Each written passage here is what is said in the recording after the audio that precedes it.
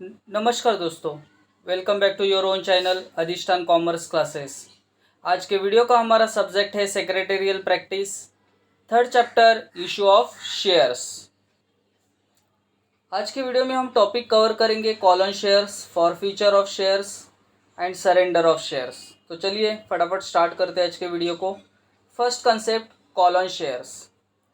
At the time of issue of shares, a company में state that the issue price of the share is to be paid in installment as and when company demand for it. So when company demand the shareholder to pay a part or full amount of the balance amount unpaid on a share, it is called call on shares. देखिए, जब कभी भी company shares issue करती है तो issue के वक्त company जो भी पैसा है शेयर होल्डर से वो इंस्टॉलमेंट बेसिस पे कलेक्ट करती है। First application of money collect करती है, देन अलॉटमेंट, और उसके बाद जो रिमेनिंग अमाउंट है वो कॉल ऑन शेयर्स के थ्रू कंपनी अपने शेयर होल्डर्स को पे करने कहती है। तो ये जो रिमेनिंग अमाउंट है एप्लीकेशन अलॉटमेंट के अलावा, तो जब कंपनी अपने शेयर होल्डर को उसे पे करने कहती है और उसके लिए कॉल लेटर भेजती है, तो उस कंसेप्ट को हम कहते हैं call on shares. Thus, besides the application money and allotment money, if a company demand the balance unpaid amount on share, it is called call on shares। मतलब एप्लीकेशन के वक्त जो पैसा भरा है शेयर होल्डर ने, अलॉटमेंट के वक्त जो पैसा भरा है, उसके अलावा जब कंपनी अपने प्रोजेक्ट के लिए फंड्स मांगती है शेयर होल्डर से, तो उसे हम क्या कहते हैं, call on shares. The unpaid amount on partly paid up share is the liability of the shareholder। तो जो भी अनपेड अमाउंट है जो शेयर होल्डर ने पे नहीं किया है, ये एक तरीके से शेयर होल्डर के लिए लाइबिलिटी रहेगा। If the shareholder fails to pay the call, company can forfeiture the shares. अगर कोई भी शेयर होल्डर ये कॉल मनी पे नहीं कर पाता तो उसके शेयर्स कंपनी फॉरफीचर करती है, कैंसल कर देती है।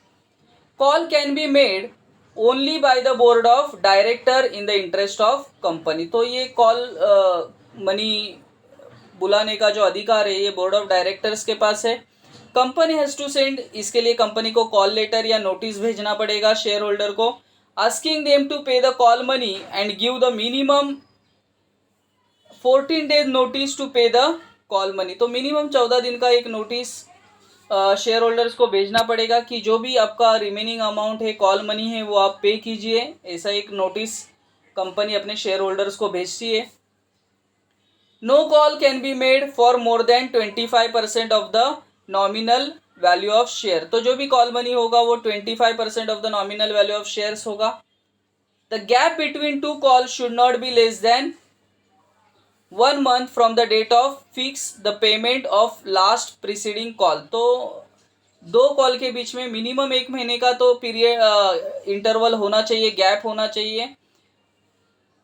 The gap between two call should not be less than 1 month from the date fix for the payment of last preceding call.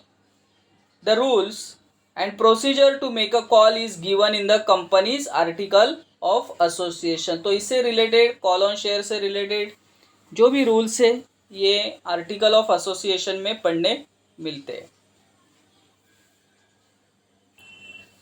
Second concept, forfeiture of shares. If shareholder fails to pay call on shares within a certain period, the board of director, if authorized by the article of association, can forfeit, take away the ownership of member। देखिए, जब कोई भी member call money pay नहीं कर पाता तो company उसके जो शेयर्स है वो फॉरफीचर करती है। फॉरफिट करना मतलब उसके शेयर कैंसिल करती है। This is called as forfeiture of shares. Only partly paid up shares can be forfeiture. तो जो भी पार्टली पेड अप शेयर्स है वही कंपनी फॉरफीचर करती है जिस शेयर्स पे कॉल मनी पे नहीं किया गया है। Board can forfeit the shares only in the interest of company. Company has to send a notice of forfeiture to concern member. So इससे रिलेटेड जो भी नोटिस होगा ये कंसर्न मेंबर को भेजना ज़रूरी है। The notice must be given minimum 14 days period from the date of service of notice to make payment along with the interest. तो कंपनी एक मौका वापस देती है शेयर होल्डर को कि विद इन द 14 मतलब नोटिस भेजने के 14 दिन के अंदर आप क्या करना है, जो भी डिलेड कॉल मनी है और उसका जो इंटरेस्ट है वो कंपनी को पे करना है।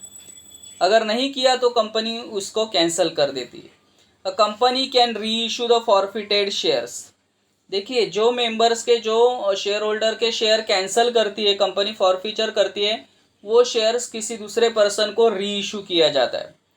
As this shares belong to the company, मतलब फॉरफीचर करने के पहला वो शेयर होल्डर के थे, बट फॉरफीचर करने के बाद वो शेयर कंपनी जब कैंसिल करती है तो वो शेयर्स कंपनी के हो जाते हैं। तो कंपनी को अधिकार है, राइट है कि कंपनी शेयर्स को री इशू कर सकती है। Reissue of forfeited share is not same as allotment of shares. On reissue, if company gets more money than the call which was due, the excess amount is paid to the member. तो जितना भी ज़्यादा पैसा company लेगी, जितना remaining था उससे ज़्यादा पैसा वो अपने मेंबर को पे कर देगी। The board can cancel the forfeiture under the certain circumstances provided the member requests the board before it is reissued. मतलब यहाँ देखिए क्या बोला है, the board can cancel the forfeiture under the certain circumstances. मतलब एक बार बोर्ड ऑफ डायरेक्टर ने decision लिया कि शेयर्स को कैंसिल करना है, बट शेयर होल्डर अगर रिक्वेस्ट कर रहा है कि ये शेयर कैंसिल नहीं किए जाने चाहिए, under certain circumstances provided the member request the board before it is reissued. मतलब दूसरे व्यक्ति को, दूसरे शेयर होल्डर को री इशू करने के पहला अगर मेंबर कंपनी के पास रिक्वेस्ट करता है कि ये शेयर्स नहीं कैंसिल किए जाने चाहिए, तो कंपनी या बोर्ड इसको, ये कैंसलेशन को रोक सकती है। Effects of cancellation, effects of forfeiture, cessation of membership. On forfeiture member ceases to be a member of the company. मतलब एक बार कंपनी ने आपके शेयर फॉरफीचर कर दिए तो फिर आप कंपनी के मेंबर नहीं रह सकते। And loss all the membership rights, the member name is removed from the register of member. तो जो भी, जिसके भी शेयर कैंसिल किए गए उसका नाम रजिस्टर ऑफ मेंबर से निकाला जाएगा। Liability of member, a member is liable for unpaid call even after forfeiture of shares. The liability ceases only when the company re issue of the share. देखिए, forfeiture करने के बाद वो members का liability रहता है कि वो कंपनी के शेयर्स जो भी रिमेनिंग अमाउंट है वो पे करे, कॉल मनी। बट अगर कंपनी ये शेयर री इशू करती है तो उसका लाइबिलिटी खत्म हो जाता है। मतलब फिर वो जिसको शेयर्स इशू किए गए वो share holder call money pay करेगा remaining. Liquidation of the company, if company goes in for liquidation within 1 year of forfeiture of share, the member whose share have been forfeited is liable to pay call as a past member. तो within 1 year अगर company का liquidation होता है, company का winding up होता है, तो members का लाइबिलिटी होता है कि वो जितने भी शेयर्स का कॉल मनी अनपेड था उसे पे करना पड़ेगा, ये उसका लाइबिलिटी रहेगा। Next, surrender of shares. देखिए, फॉरफीचर में कंपनी शेयर्स कैंसिल कर रही थी, बट ये जो डिसीजन ले रहा था ये कंपनी ले रही थी। सरेंडर ऑफ शेयर्स में थोड़ा उल्टा होता है। सरेंडर शेयर होल्डर खुद करता है कंपनी के पास कि वो कॉल मनी नहीं पे कर पा रहा है, तो वो अपने शेयर्स कंपनी को सरेंडर कर देता है। This means voluntary return of shares by the member to the company for cancellation. मतलब वॉलंटरीली शेयर होल्डर कंपनी को बोल रहा है कि मेरे शेयर्स आप क्या करिए, कैंसिल कर दीजिए। Surrender of share is allowed only if there is no option but to forfeiture of share. तो उसी केस में कंपनी सरेंडर एक्सेप्ट कर सकती है। Only partly paid up shares can B surrender. मतलब फॉरफीचर होने दो या सरेंडर होने दो, ये कभी होता है जब शेयर्स पार्टली पेड अप होंगे। Surrender shares can be re issued in the same way as forfeiture of shares. तो जिस तरीके से फॉरफीचर में जो प्रोसीजर फॉलो किया जाता है वही सरेंडर में होता है। The article of association of A company must provide for a surrender of shares. तो सरेंडर ऑफ शेयर से रिलेटेड जो भी प्रोविजन होगा वो आर्टिकल ऑफ एसोसिएशन में होना चाहिए। Surrendering of share leads to reduction of capital. तो सरेंडर करने से क्या होता है कि कंपनी का कैपिटल रिड्यूस हो जाता है, हेंस कंपनी अवॉइड सरेंडर। तो नॉर्मली कंपनी सरेंडर करने का जो डिसीजन है वो अवॉइड करती है, क्योंकि इससे कंपनी का ही नुकसान हो सकता है, कंपनी का कैपिटल कम हो सकता है। सो आई होप दोस्तों ये तीनों concept, call on shares, forfeiture of shares, surrender of shares, ये आपको क्लियरली समझे होंगे। मेरे एफर्ट्स आपको पसंद आए तो प्लीज़ लाइक करना, दोस्तों के साथ शेयर करना। That's it, thank you very much दोस्तों। We will be meeting in our next lecture, next video. तब तक के लिए बाय बाय।